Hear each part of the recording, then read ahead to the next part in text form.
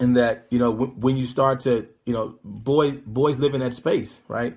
We talked about how testosterone causes young men to be, fragile emotionally because it doesn't allow us to stay in an emotional space for a long time. Testosterone is a very powerful hormone that really suggests or asks you to be action oriented, right? To fix things quickly. Um, uh, that the physical movement of boys is kind of guided by testosterone as well. So we're going to continue that conversation. We're going to continue that conversation about it. And today, again, it's what can you expect from young men during puberty? This is oftentimes referred to as the second birth of a young man. Puberty is oftentimes referred to as the second birth of a young man, because it's a 5 or 6 year period to where significant changes are happening. We're talking about you know deeper voices happening, body hair beginning to develop under their arms and on pubic areas. Testosterone stimulates, increased red blood cell production, which, as you guys know, red blood cells is where the oxygen is kind of, attached to. And so the more red blood cells you have, the more oxygen you have, which is what can explain, just the active nature of boys. I mean, they really have a lot more oxygen to kind of move around, right? So a lot of stuff is happening during puberty. This is the time where, believe it or not, they need you the most. This is the time where, although they're confused about things and locking themselves up in the room and all that kind of stuff and acting weird, they're transitioning. The second birth is happening in that they're now becoming a man. They're moving from adolescence into manhood. And so they don't know what to do with these things, right? Boys see, hair growing on their chest and on their pubic areas, and they're starting to get a little smell to them. So that whole thing, you smelling yourself is real because, those hormones their man hormones start to develop. So they can, they have their own unique smells. Pheromones is what we call them. But this is a tough time for boys, and so we see it play out in schools. So that's why middle school, is always tricky, right? People always say either you love middle school or you don't, right? Either you love middle school kiddos or you don't, because it can be real tricky. Because this is where all the growth is happening, the emotions are happening, and so it's a little bit tough to navigate. But this is the time where they need you to say things like, "Hey, I notice you're becoming a man. I noticed that you're becoming a man. How can I help you through that phase of becoming a man? This is where it all happens, right here. So he needs that. So boys need that during this time, and especially from elderly men. Now that's not to take anything away from women, from moms, not at all. But frankly, you can't have a conversation with him about what it's like to, see his penis size grow or his testicles grow or, like the emotions that he have as a man. Like you can't have that conversation with him. You can try, but to get it from a man, an elderly man who's already gone through this, is definitely something that, would benefit him most. Ironically, ironically, this is the time where they need you the most. But as parents, sometimes we're always not versed enough to have that conversation. How many times have you tried to have the birds and the bees conversation, or to talk to a young man about the changes that his body is going through? Like if you hadn't had that conversation yourself, sometimes it's tough to have that conversation with young men. So that's why, having a male figure in the man's life is very important. And it don't have to be it don't have to be something romantic. It could be, you can have this relationship for the benefit of your son. And that could be an uncle, right? It could be a brother. I mean, if you're fortunate enough to have brothers and uncles and cousins who are men who will invest some time into, your son's life if his dad is not around, like that works too, right? Remember, it used to take a village. Let me say it take a village. Back in the day, the dad and mom weren't the only people who raised the kid, right? And so there's something to be said about having an elderly guy a man in a young man's life. And so puberty is that time. And it plays out in school very, very strangely. Again, middle school is where it happens. And that's where you say either you love middle school kids or you don't, right? Because they are aliens at this time. Boys are aliens at this time. There's so much testosterone going through their bodies, their minds. They have this testosterone. They see everything through this testosterone wash, right? That's happening. And so, you don't know who he is. You don't know who he is. They do a lot of strange stuff during puberty. So let's put this into perspective. I'm gonna read some off my notes. Let's put this into perspective. Is that this is the time where boys have to really navigate and negotiate their their physiological changes. Remember, it can take more than a year for a growth spurt to occur. 2 years for hair to come in. Another year for his voice to change, for his penis size to grow, for his testicles to grow. I mean, you have to be with him along every step of the way. And he's going to ask, he's going to have questions about it. He may not ask you, but that's why it's important for you to say something like this to him. Hey, look, I know you're going through a stage right now where your body is changing and that, sometimes your emotions are up and down. We all have gone through that, both male and female. I can't tell you that I do understand what you're going through as a young man. If you're a mom, if you're a dad or a male, you can say, look, I really understand what you're going through. I've been there. It's a very confusing time, but I want to acknowledge the fact that you're going through it. And so if you ever have any questions, let me know. Right. And then I'll do my best to answer those things. See, what that does is that affirms or acknowledges to him that you understand that he's going through something. It doesn't let him off the hook for some of the crazy decisions he's going to make, but it does let him know that, he's going through a time to where he's not even sure he's human right now. And so that's not only going to play out at home, ladies and gentlemen, it's going to play out at school too. It's going to play out at school. And, I really wish that this kind of training would happen more often in school to teachers, because it will help them navigate the emotions of young men during this time, right? We as teachers go in with this idea, with this blank slate. I mean, not just blank slate, but this universal approach to teaching, which we know is wrong, but this universal approach to dealing with kids. And it doesn't always work. And we get mad when they fall off the bandwagon of, this hierarchical structure of school, when there are times where you just need to be human and understand that people are going through changes just like you do, right? Just like you do. So again, this period of puberty is called the second birth for a young man. The first birth is obviously when you had the kid, right? You had midwives and nurses and pediatricians and people to kind of help you navigate through that. And for some of you, nutritionists and all that. This second birth requires the same thing. It requires men who understand what they've gone through, people to be, mothers to acknowledge it, parents to acknowledge it, to understand what they're going through. So it's a second birth, and you got to treat it as such, right?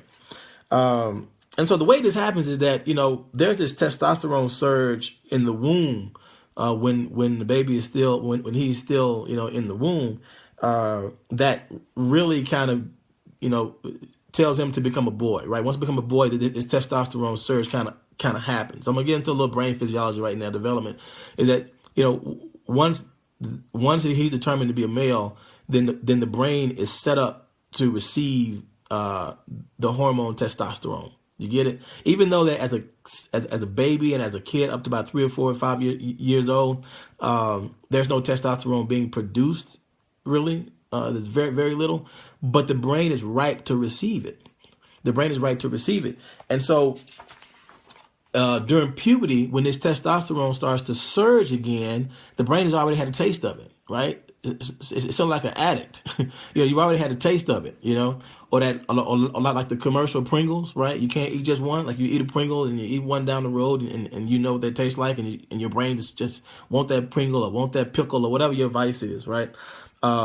So because of that, his brain's already conditioned to receive this testosterone. He's viewing things through this testosterone wash world, which is all action, which is on go 100% of the time, which is not in an emotional space. Like the basic instincts of becoming a man, he starts to experience at a very young age. And so he's trying to figure out what to do with this, you know. But I often go into restaurants and I sit down and I watch a mom and a dad come in with their son and daughter, and you can see the boy bouncing all over the place. I mean, just look kid, bouncing all over the place. And the mother and dad is struggling, trying to figure out what to do with the kid. And me, because I know this information, I'm sitting there laughing to myself, going, "Oh my God! If you knew what I knew, maybe you should tune into my All Things Boy. That, you know, it would definitely help you out." People try to judge people, you know, on just face value, on what I see, right? But there's so much going on, you know, with people emotionally, hormonally. And in the case of kids, when there's growth happening all the time, there's a whole bunch that's going on. And, you know, we seem to forget that as educators. We think, hey, you come in as a fifth grader or sixth grader, you should act like a sixth grader, right? And this is what that looks like. Like, we got to figure out about what that looks like. And that's not always the case, right? So let's talk about, you know, focus a second on what testosterone actually does to the brain and how it plays out in everyday life and what you see. So for the first thing is like sensory data, right? You know, males tend to brains tend to lend itself more towards action oriented things, right? Action oriented things. Now here's something that you should know, right? Is that it tends to limit male brain use towards more of a task orientation. In other words, a male brain concentrating on a task may hear extremely well. Now, let me go back, because I said earlier, I don't know, a few 5, 6, 7 periscopes ago or broadcasts ago, that young men actually don't hear as well as girls. And so as educators and teachers, like, it behooves us to go back and repeat things if they say, what did you say? Versus saying, hey, didn't you hear me the first time? So this kind of gets to the physiology of why that's true. Young men, testosterone causes our brains to be focused more towards task-oriented activity. So if we're building something or breaking away something, like, we're super focused on that. So much so that hearing actually still decreases. It decreases, but it increases for the task. I need you to hear me on that now. I need you to hear me on this one. That because testosterone causes the male brain to be super task oriented, that whatever task that we are engaged in, right, the hearing for the task increases, but the overall hearing decreases. So that means that, you know, how many times have you been talking to, you know, background noise decreases? How many times have you been talking to your son when he's involved in something, or a kid in school when he's involved in something, like when he's, you know, doing a task, and he doesn't respond to you? He doesn't respond at all, and you think he's ignoring you. That may not be the case. That it could be that he's so focused, so hyper focused on what's going on, and now natural physiology is taking place to where it's saying, hey, I'm going to decrease background noise, and unfortunately with background noise, I'm going to increase your ability to hear what you're doing. Now, to me, that suggests that function of our brain and hearing it dates itself back to when we used to have to go out and hunt and fight, kill for our food and protect our families. Like, we had to zero in on what we were doing. We had to zero in because it was a matter of life and death at that point. It was a matter of life and death. So we can't separate primitive biological functions from today. We can't. We have to look at this and make some assumptions and say, you know, okay, next time I talk to Johnny in class and he's zoomed in, I'm trying to talk to him and he's not responding. Maybe that primitive part of his brain is just kicking in because of testosterone. Now, the average teacher is not going to say that. It's not going to just come up and say, hey, you know, this is what's happening. That's why these nuggets of wisdom right here are important. You know, you spending time with me and going back and looking at this on your own time, or joining me live, it's definitely good for you. All right. Emotional liability. What does testosterone do to the brain as it relates to emotional liability? Well, we talked about that earlier, is that testosterone doesn't allow the male brain to hang out in this emotional space. So there's not a lot of energy from the brain put into this. Boys will kind of set their emotions aside and be like, you ask them how you doing. Well, I'm doing fine. I'm good, right? They're not going to elaborate and kind of sit in it, like a girl would tend to do, and just kind of talk about the emotions and what's going on. So in terms of that, 1 second is one thing. The next is another, because the emotions are everywhere, when it has to do with poverty. And also, my notes say that the brain doesn't expend as much neurotransmission on emotional work as does the female brain, right? So if you have noticed that boys seem more simple in their emotional responses, that's a great point, Dion. Boys seem more simple in their emotional responses because the brain just does not hang out in these emotional spaces at all for men. And sometimes I think about this in terms of relationships and couples, and I think that the more you understand how the male brain works and how guys work, and vice versa, us with women, I think the more you increase the likelihood of being successful in any kind of relationship, whether that's a professional relationship, working relationship, or whether that's, a school relationship, whether that's, romantic. If you know that testosterone causes young men to the hearing to reduce background noise and focus in primarily on the noises associated with the task, and you're asking kids over and over again questions, if you're a teacher and the boy's not answering you, see, the first assumption shouldn't be that you're being defiant, although that's what we're trained to believe because of the teacher education programs that we go through and because of our experiences. How many times your principal came to you and said, hey, he may just not hear you because his brain, the testosterone is causing his brain to limit background noise and to focus really on the noise associated with the task, right? Give him a pass, tap him on the shoulder, make him look at you, get his attention, and then ask the question again. See? But sometimes we so caught up in that hierarchy of nature that I'm the teacher and you're the kid and you should be listening to me. You know what? It's not. I don't think it's about that a lot. I think it's about the fact that we just don't know. You just don't know. Right? And so these moments like this with all things boys, this helps you know. Yep. Okay, Dion, absolutely. This helps you know. And so, pass this along. So we talked about, sensory data and emotional liability. Well, let's also talk about the effects of testosterone on the verbal expression of feelings, right? And we've had this conversation. We've talked about boys that are not as verbose about their feelings, and they tend to shut down because they don't want to linger in that emotional space because, the testosterone kind of pushes you away from doing that. But this is the interesting thing is that, and this is why, I posted earlier on a male nugget Monday, that, on male nugget Monday, that testosterone causes boys to be in an I think space than an I do space. And so if you have a son, or if you, teach and, you have boys in your classroom, it's you'll get more out of the young man by saying, hey, what do you think versus what do you feel? Because of testosterone, right? What do you think versus what do you feel?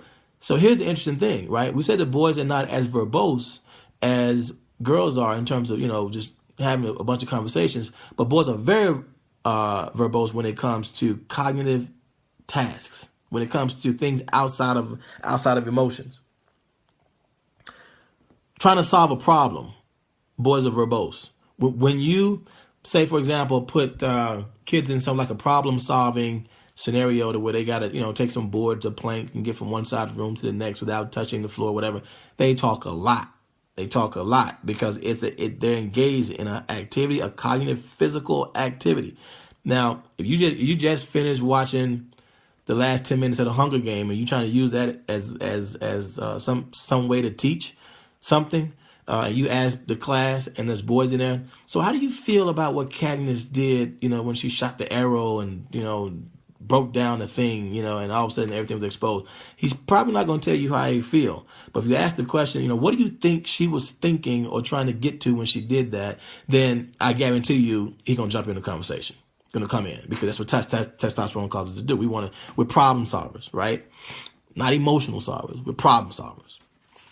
And I think the more women you got, I think the more you get this, I think, you'll love us more. I promise you, you'll love us more because you'll start to see what we're naturally good at. You'll love us more.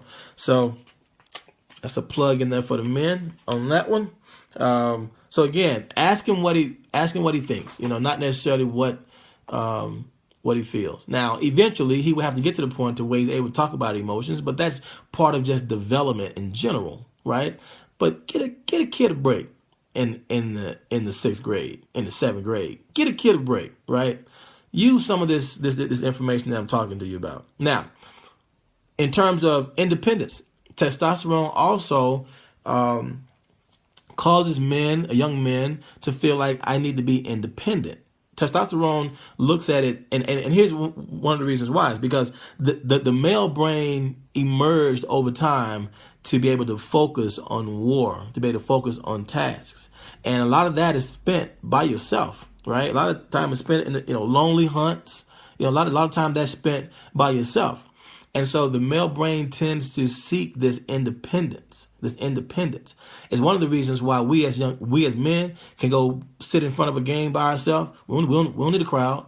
Sit in front of a game by ourselves, and we watch the game by ourselves for 4 or 5 hours, or watch a golf match for 4 or 5 hours, or we can go outside and tinker in the garage and build something for 4 or 5 hours. Like, we don't need a whole committee. We don't need a tea crew to do this, right? Meantime, the women, you invite the neighbors over, you got cookies and tea and all that. We don't need all that. We don't need all that. It's also one of the reasons, and look, listen to this, women, ladies. This is also, why it's uncomfortable for you to try to, invite your girlfriends over or your friends over and then have their husband or boyfriend come over and then just try to shove all us in a room together, like, hey, y'all go talk, we gonna go have tea and talk about whatever. But now this is why it doesn't work, right? Because men, our brains work different. Our brain works different. We get around a bunch of other men. Like, one, the sizing up happens, right? The conversation about what do you do to figure out, some of this hierarchy, it happens. And then we're not as verbose as you guys. So we sit around and you can walk into a room full of men, or 4 or 5 guys watching the game, and nobody's saying nothing. Ain't nobody saying nothing with the game on. You can walk into a room with 4 or 5 ladies and the TV is on, or there is no TV on, and conversation is going a mile a minute. A mile a minute. We're wired different. So, what does this mean to me as an educator? Very practically. When you form groups, right? When you form groups, and I talk about it on a whole different scale for all boys school. But putting all boys in a group together, especially when the females around, probably not a good idea. Now, what does that say to people like me who have all boys school and like, this is what I do? Well, there's a deeper level of understanding at that point. At that point, I understand my boys individually enough to know that some of them are more verbose than others, and some have bridge brains. And what that means is that they do have a verbal reasoning.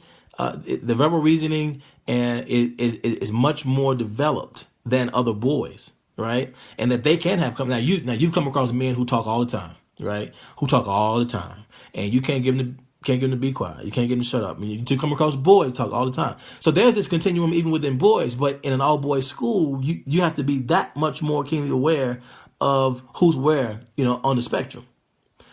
But if you teach co-ed classes, putting together an all boys group is probably not the best. You're probably not going to get as much conversation out of that group.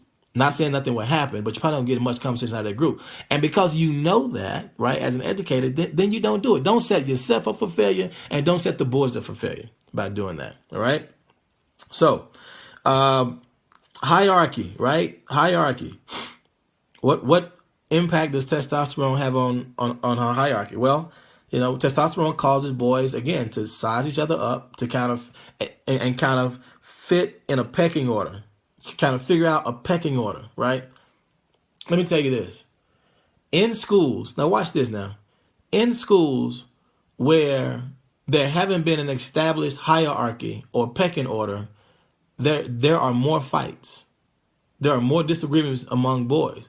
Why? Because because boys naturally try to figure out who's on top. Where do I fit in this scheme?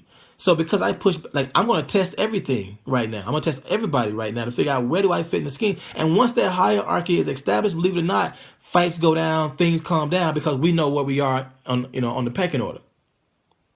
Now, I know we watch this stuff and see it on National Geographic, and you think that that's only limited to animals, only limited to rhinoceroses and lions. No, that is a instinct among men, among male species, whether Homo sapiens or tiger cat, right? Elephants, whatever, right? Once the order has been established, and I don't know, I didn't tell you this, but there was this story. It was true that talks about there were a bunch of adolescent male elephants that were killing each other. They were mean. I mean, just bullying, and people couldn't figure out why. I think it was in a zoo or either a area of land that was kind of preserved for elephants. Couldn't figure out why. All this aggression was happening. This aggression. Couldn't figure out why. And, what happened was that they brought in, so there were no elderly adult males. It was just all kids. And so they actually brought in and shipped in some adult male elephants. And the violence ceased. The violence ceased. Not because anything else doesn't in the environment changes, that now you had a pecking order established. You had a pecking order established. And so one of the best techniques I've seen from one of my teachers in the past is that, in the boys' school is that he had a system to where the desks were arranged like in a cinnamon roll type of shape. And the kid at the center of the cinnamon roll or the center of the class, it was not in a regular desk. It was like in a lazy boy lounge chair or something, right? But it symbolizes him being number one for that week as relates to whatever that subject was that they were teaching. Now, anybody, so he's number one, then you got number 2, 3, 4, 5, 6, whatever, and it goes all the way around.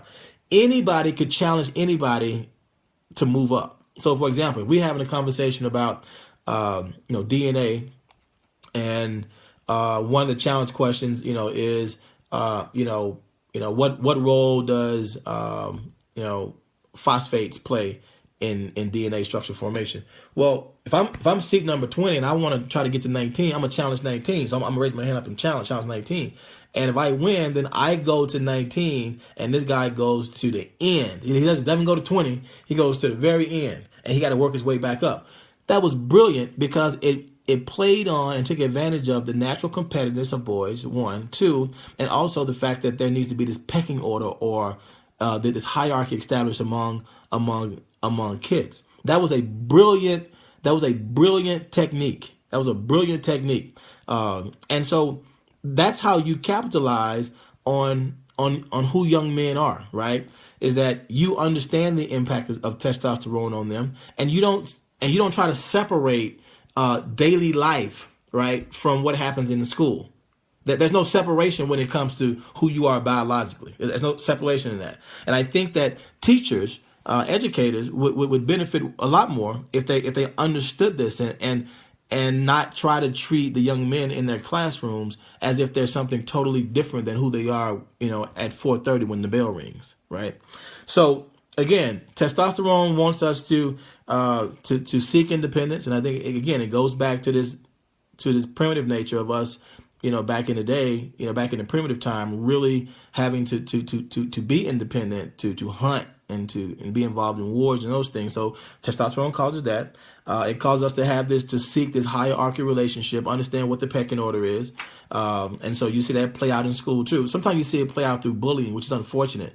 But if you understand what's going on, then I think that you're in a better place to kind of mitigate this, to step in and to say, look, I understand what's going on here. We're trying to establish this pecking order, but this is not how to do it, right? This is not how to do it. I think it takes away the anxiety and judgment from you as well, from judging the kid, and puts you in a place of understanding so that you can be more impactful when you deliver whatever the solution is to this incident of bullying.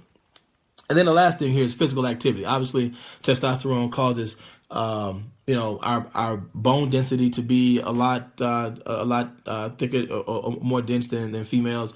Our facial structures, our body is kind of wired to take hits and to kind of move about. And I mentioned earlier that testosterone causes the increased production of red blood cells, which increases the capacity for your body to maintain oxygen. That's why you see boys that's so active. I mean, testosterone causes us to have more red blood cells that carry more oxygen, and so when you got more oxygen, your cells and ultimately your tissues and muscles feel a lot better, right? Or just have a lot more energy.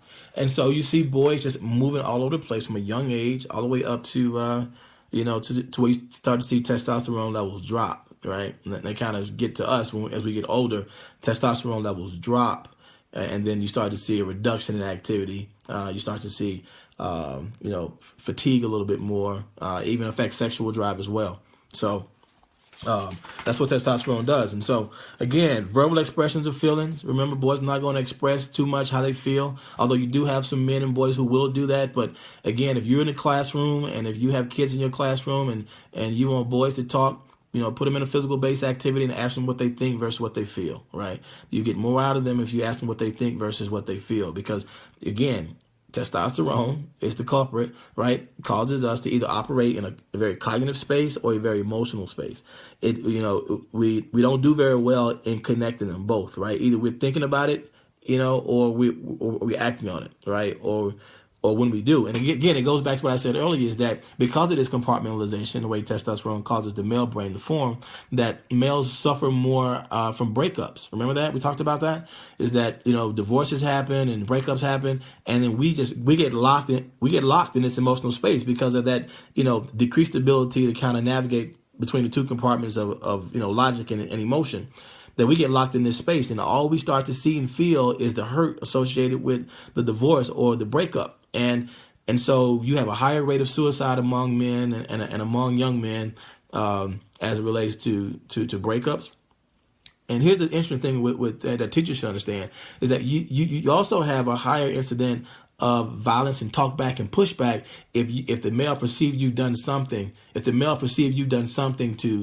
break the relationship that he had with you, right? Because, and again, I said this earlier, that as men, we get caught off guard sometimes when you ladies want to break up with us or think, like, we think it's just a natural part of having a relationship, and you're actually going through the breakup while we're just thinking it's something, that, hey, we just got some problems that we're going to work through.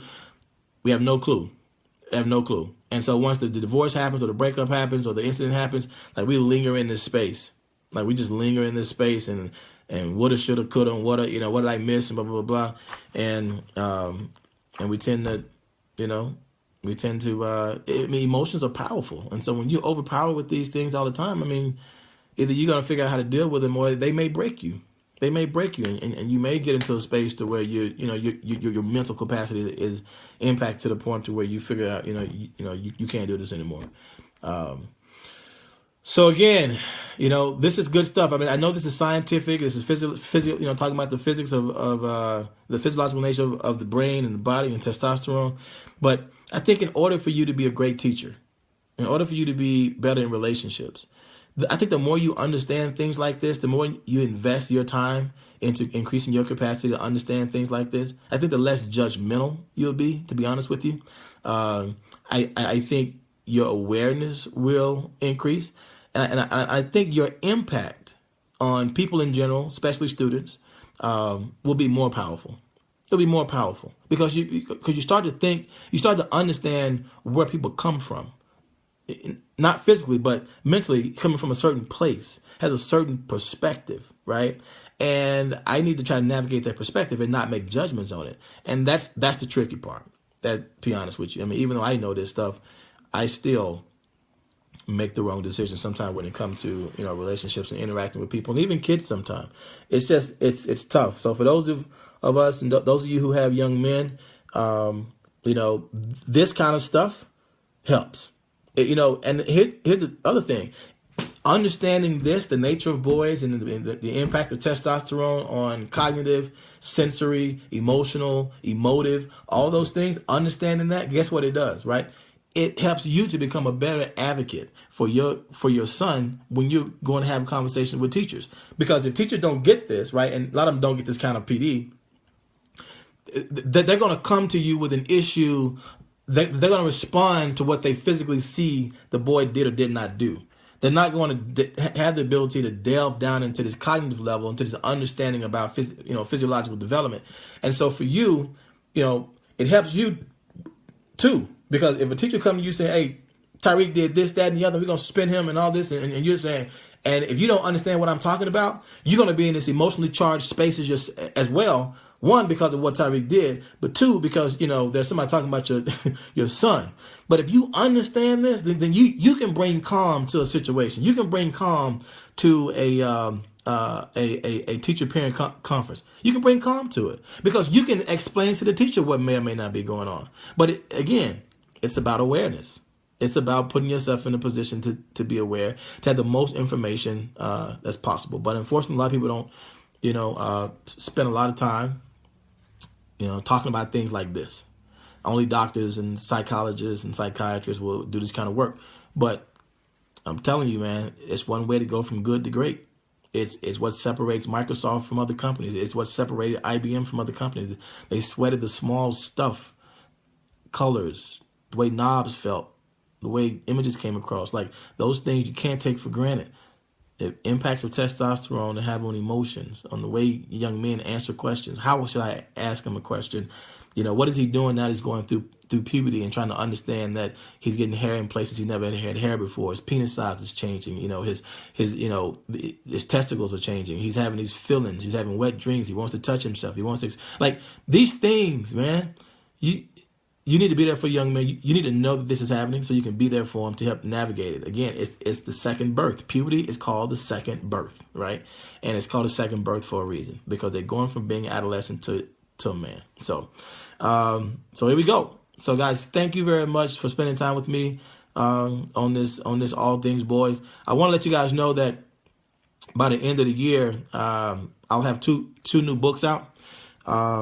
And one of the books is definitely it's Hardwired by Nature, what we underestimate about students of color.